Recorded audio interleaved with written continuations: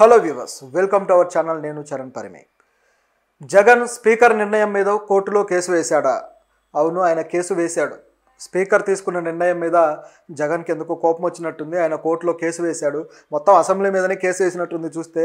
ఎందుకంటే జగన్ గతం నుంచి కూడా అసలు ఏ విషయంలో కేసు వేశాడు ఏంటనేది మనం ఇప్పుడు మాట్లాడుకుందాం. ఆ గతం నుంచి కూడా ఆయన ఎప్పుడైతే 11 సీట్లు వచ్చేసి ఆ ప్రతిపక్ష హోదా కోల్పోయాడో, ఇక నాకు ప్రతిపక్ష హోదా ఇవ్వండి అని చెప్పేసి ప్రభుత్వాన్ని అడగడం జరిగింది. ఆయన రిక్వెస్ట్ని ప్రభుత్వం ఏమాత్రం పట్టించుకోలేదు. దాంతోపాటు ఆయన స్పీకర్కి లేఖ కూడా రాశాడు. నాకు ప్రతిపక్ష హోదా ఇవ్వండి, ఈ రాజ్యాంగంలో ఇదేమీ లేదు కదా, ప్రతిపక్ష హోదా ఇవ్వకూడదు అని చెప్పేసి అని లేఖ రాశాడు. అసలు ఏంటి, రాజ్యాంగాన్ని ఎందుకు తీసుకొచ్చాడు ఏంటి అని చెప్పి చూస్తే ఆ లేఖ అయితే రాశాడు. మొత్తానికి వాళ్ళు రిజెక్ట్ చేశారు. స్పీకరు మీకు ప్రతిపక్ష హోదా లేదన్నాడు. సో దాంతో ఆయన హర్ట్ అయిపోయి ఏం చేద్దామని ఆలోచించి ఇప్పుడు మళ్ళీ ఒక డెసిషన్ తీసుకున్నాడు. దీన్ని వదిలేలాగా లేడనమాట. చివరికి ఎట్లాగైతే ఆయనకి ఆ రాజ్యాంగం సపోర్ట్గా ఆయన ఏ యాక్టు లేదు కాబట్టి రాజ్యాంగంలో దానికి సంబంధించి కాబట్టి నాకు ఇవ్వచ్చు అని దాన్ని ఒక భరోసాగా తీసుకొని ఇప్పుడు కోర్టులో కేసు వేశాడనమాట. అసలు రాజ్యాంగంలో ఏం యాక్ట్ ఉంది, లేకపోతే ఎందుకు ఆయనకి ఇవ్వట్లేదు, ఆ పరిధులు ఏంటి, దానికి ఉన్న కండిషన్స్ ఏంటి అనేది మనం ఒకసారి చూస్తే, మామూలుగా చూసుకుంటే ఒక పార్టీ ఒక రాష్ట్రంలో ఒక ప్రతిపక్ష పార్టీ హోదా ఇవ్వాలి అంటే కనీసం ఒక 10% సీట్లు గెలుచుకొని ఉండాలన్నమాట అసెంబ్లీలో. సో ఆ 10% సీట్లు ఎవరికైతే ఉంటాయో వాళ్ళకి మాత్రమే ఇస్తారు. అయితే ఇది ఎందుకు వచ్చింది అనేది గమనిస్తే గతంలో ఒక 3-4 పార్టీలు ఉండేవి. సిపిఎం, సిపిఐ ఉండేవి, అట్లాగే మిగతా పార్టీలు కూడా ఉండేవి. సో ఇన్ని పార్టీలు ఉండి వీళ్ళు పోటీ చేసినప్పుడు అన్ని పార్టీలకి ఒకేసారి ఒక పార్టీకి ఎక్కువ లేదా ఇంకో పార్టీకి తక్కువ ఇట్లా రావు కదా. కొద్దిగా ఓట్లన్నీ కూడా సీట్లు కూడా అంతా కూడా అందరి మధ్య డిస్ట్రిబ్యూట్ అయ్యే అవకాశం ఉంది. కొన్ని పార్టీలకు 3 వస్తాయి, కొన్ని పార్టీలకి ఒక 5-10 వస్తాయి ఇట్లా. సో దీనివల్ల ఏమైపోతుందంటే పర్సంటేజ్ తేడా వచ్చేస్తుంటుంది. ఒక పార్టీకి ఏమో 5% ఉంటుంది, ఇంకో పార్టీకి ఏమో 15% ఉంటుంది. ఈ విధంగా వస్తుంటాయి కదా. సో ఇందులో మెజారిటీగా ఏ పార్టీకి అయితే గవర్నమెంట్ ఏర్పరిచే పార్టీ కాకుండా మెజారిటీగా ఏ పార్టీ అయితే ఎక్కువ సీట్లు గెలుచుకొని ఉంటుందో ఆ పార్టీకి ఇచ్చేవాళ్ళు అనమాట ప్రతిపక్ష హోదా అనేది. సో ఆ విధంగా చూసినప్పుడు ఏమైపోతుందంటే ఈ మెజారిటీగా గెలుచుకున్న పార్టీ కనీసం ఒక 10% సీట్లనే గెలుచుకొని ఉంటుంది. మొత్తం ఆ కాంటెక్స్ట్లో చూసినప్పుడు ఒక పార్టీకి ఒక 5 లేదా ఒక పార్టీకి ఒక 7-8% సీట్లు గెలిచడం. దాంతోపాటు మెజారిటీగా ఏ పార్టీ అని చూసినప్పుడు ఇంకా లీస్ట్లో కనీసం 10% సీట్లనే గెలిచినప్పుడు దానికి ఆ హోదా ఇవ్వడం జరుగుతుంది. అంటే 10 కన్నా ఎక్కువ శాతం సీట్లు గెలిచిన ఏ పార్టీ లేనప్పుడు ఈ పరిస్థితి అనమాట. ఒకవేళ ఎక్కువగా ఉందనుకోండి, ఇప్పుడు తెలంగాణలోనే ఉంది. తెలంగాణలో వాళ్ళు దాదాపు 36 సీట్లు గెలుచుకున్నారు. సో ఇక్కడ చూస్తే ఎక్కువ పర్సంటేజే ఉంది కదా. సో ఇంకా దానికి మళ్ళీ రిక్వెస్ట్ చేయడం ఇవేవి ఉండవు, డైరెక్ట్గా ఆనవాయితీ ప్రకారం ఆ ప్రతిపక్ష హోదా వచ్చేస్తుంది. కానీ ఇక్కడికి వచ్చేసరికి ఆ 10% సీట్లు లేవు కాబట్టి, గెలుచుకుంది కేవలం 11 సీట్లే కాబట్టి ఇక తప్పని పరిస్థితుల్లో వీళ్ళని రిజెక్ట్ చేస్తూ వచ్చారనమాట. అయితే ఈ విధంగా చేయాలని రాజ్యాంగంలో ఎక్కడా లేదు. దీన్నే జగన్ ఆసరాగా చేసుకున్నారు. రాజ్యాంగంలో ఎక్కడా లేని దాన్ని మా మీద ఎందుకు రుద్దుతున్నారు, మాకు ఎందుకు ఇవ్వట్లేదు అని. ప్రస్తుతానికైతే జగన్ని ఇప్పటికీ కూడా వైసీపీ ఫ్లోర్ లీడర్గానే ట్రీట్ చేస్తున్నారు, కానీ ప్రతిపక్ష హోదా ఇవ్వట్లేదు. సో ఇది ఆయనకు ఒక పెద్ద ప్రాబ్లంగా మారింది. దీన్ని ఇప్పుడు కోర్టుకు తీసుకెళ్లాడు. కోర్టులో మరి వాదోపవాదాలు విన్న తర్వాత ఇస్తారా అంటే దానికి కూడా అవకాశం లేదు. ఎందుకు లేదంటే మామూలుగా చూసుకుంటే ఇది శాసనసభకు సంబంధించింది, ఇది పూర్తిగా లెజిస్లేటివ్ సంబంధించింది. దీన్ని జ్యుడిషియరీ కంట్రోల్ చేసే పరిస్థితి లేదు.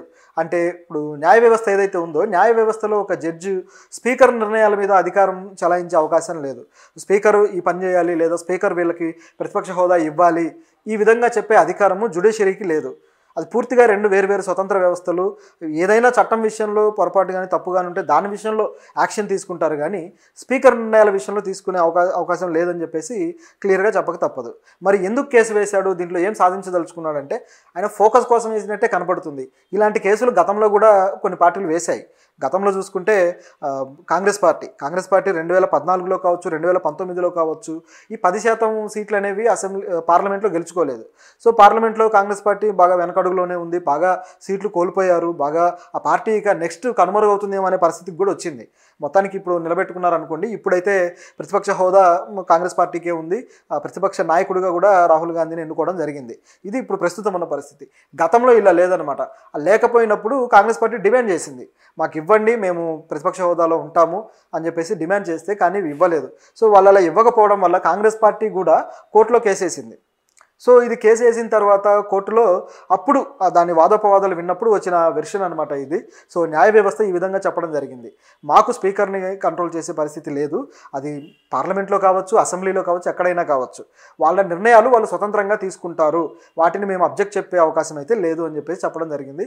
సో ఆ విధంగా ఆ 2 టర్మ్స్లో కూడా కాంగ్రెస్ పార్టీ కేవలం ఒక సాధారణ పార్టీగానే మెలిగింది పార్లమెంట్లో. ఇప్పుడైతే ప్రతిపక్ష పార్టీగా ఉంది, మనం అందరం చూస్తూ ఉన్నాం. పైగా రాహుల్ గాంధీ క్వశ్చన్స్ కావచ్చు, అధికార పక్షాన్ని నిలదీయడం కావచ్చు, ఈ విధంగా చాలా అద్భుతంగా చేస్తూ వస్తున్నాడు. అయితే ఆయనకు ఆ టైం దొరికిందనమాట. ఇప్పుడు మామూలుగా చూసుకుంటే ప్రతిపక్ష పార్టీకి టైం ఎక్కువగా ఇస్తారు. ప్రతిపక్షం అనే ప్రధాన ప్రతిపక్షం ఏదైతే ఉందో ఆ లీడర్కి ఎక్కువ టైం ఇచ్చి మాట్లాడే అవకాశం ఇస్తారు. సో దానివల్ల వాళ్ళు ఎక్కువగా ప్రభుత్వాన్ని ఇరకాటంలో పెట్టడానికి కానీ వాళ్ళకు స్కోప్ దొరుకుతుంది. టైం ఇవ్వకుండా మిగతా సాధారణ ఎమ్మెల్యేలకు ఇచ్చినట్లుగా, సాధారణమైన వ్యక్తులకు ఇచ్చినట్టుగా కేవలం 10 నిమిషాలు 15 నిమిషాలు ఇస్తే దాన్ని వాళ్ళు ఉపయోగించుకోలేరు. సో దీనివల్ల ప్రభుత్వాన్ని వాళ్ళు చేసే తప్పులు కావచ్చు, ఏదైనా ఏ విషయమైనా కావచ్చు, ప్రభుత్వాన్ని కార్నర్ చేయడానికి స్కోప్ ఉండదు. అందుకోసమే జగన్ ఇది అడుగుతున్నట్టుగా కనిపిస్తూ ఉంది. అయితే దీన్ని మీడియా మాత్రం తప్పుదారి పట్టిస్తూ వచ్చింది ఇన్ని రోజులు కూడా. ఎలాగంటే ఏంటి ఈయన ప్రతిపక్ష హోదా ఎందుకు వస్తుంది, ఇది రాదు కదా, ఈయనకు ఆ సీటింగ్ లేదు కదా, ఆ హక్కు లేదు కదా అని చెప్పేసి వాదిస్తూ వచ్చారు. ఇదంతా రాంగే. దాంతోపాటు జగన్ అసెంబ్లీకి రావడం ఇష్టం లేకనే ఇవన్నీ చెబుతున్నాడన్న వాదన కూడా వచ్చింది. నిజం మాట్లాడుకుంటే నిజానికి జగన్కి అసెంబ్లీకి వచ్చే ఉద్దేశం కూడా లేదు. ఎందుకంటే ఆయన మనస్తత్వం తెలిసిన కొంతమంది లీడర్లు కూడా, వాళ్ళ పార్టీ లీడర్లు కూడా ఇదే అభిప్రాయంతో ఉన్నారని గతంలో కొన్ని వార్తలు కూడా వచ్చాయి. అన్నీ కూడా లోపాయికారి వార్తలు. సో ఈ విధంగా వచ్చాయి. అయితే జగన్ ఉన్నట్టుండి అసెంబ్లీకి రావడము, వచ్చేసి అక్కడ మాట్లాడడం, ఇవన్నీ మనం చూసాం. సో ఇక రెగ్యులర్గా అసెంబ్లీకి రావాలని ఆయన డిసైడ్ అయ్యాడు అన్నట్టుగా కూడా వార్తలు వచ్చాయి. సో అంత డిసైడ్ అయిన వ్యక్తి మరి రెగ్యులర్గా వస్తే ప్రభుత్వాన్ని నిలదీయాలి కాబట్టి అడుగుతున్నాడేమో అని అందరూ అనుకుంటూ ఉన్నారు. కానీ ఇక్కడ ఒక మెలిక ఉంది. ఆయన చివరికి ఒకవేళ ప్రతిపక్ష హోదా ఇచ్చినా సరే పూర్తి స్థాయిలో వస్తాడన్న నమ్మకం అయితే లేదు. ఎందుకంటే ఆయనకు ప్రతిపక్ష నాయకుడిగా అంతమందిని ఎదుర్కోవడము, 160 మంది ఎమ్మెల్యేలను ఎదుర్కొంటూ అక్కడ ధైర్యంగా కూర్చునే అవకాశమే ఆయనకు ఉన్నట్టు కనపడడం లేదు. అందుకే ఈరోజు ఆయన ఎగ్గొట్టి మరి ఢిల్లీకి వెళ్ళినట్టుగా కనిపిస్తూ ఉందన్నమాట ఈరోజు అసెంబ్లీ సమావేశాల్లో కూడా. సో ఇది ఆయన పరిస్థితి. మరి తర్వాత ఏమైనా స్టెప్ తీసుకొని వస్తాడా, లేకపోతే మళ్ళీ ఓదార్పు యాత్రలు అంటూ తను ఓడిపోయినందుకు వాళ్ళు చచ్చిపోయారు, వీళ్ళు చచ్చిపోయారు అని చెప్పేసి ఓదార్పు యాత్రలు తిరుగుకుంటూ ఉంటాడా మరి తెలియదు. ఎందుకంటే గతంలో అలాగే చేశాడు. వైఎస్ఆర్ చనిపోయిన దానికి కనీసం 5-6 సంవత్సరాల పాటు ఆయన ఓదార్పు యాత్ర అని చెప్పేసి ఆ ఇయర్లో, ఆ సంవత్సరం మొత్తం మీద ఎవరు చనిపోయినా సరే వాళ్ళ దగ్గరికి వెళ్ళిపోయి వైఎస్ఆర్ ఫోటో పెట్టి ఓదార్పు యాత్ర అని చెప్పేసి ప్రకటిస్తూ వచ్చాడనమాట, ఓదార్పు చేస్తూ. ఇదే పద్ధతి మళ్ళీ ఇక్కడ కూడా ప్రకటిస్తాడేమో అనిపించక మానదు. కాకపోతే మరి ఇది వీగిపోయే కేసే కానీ నిలబడే కేసు అయితే కాదు.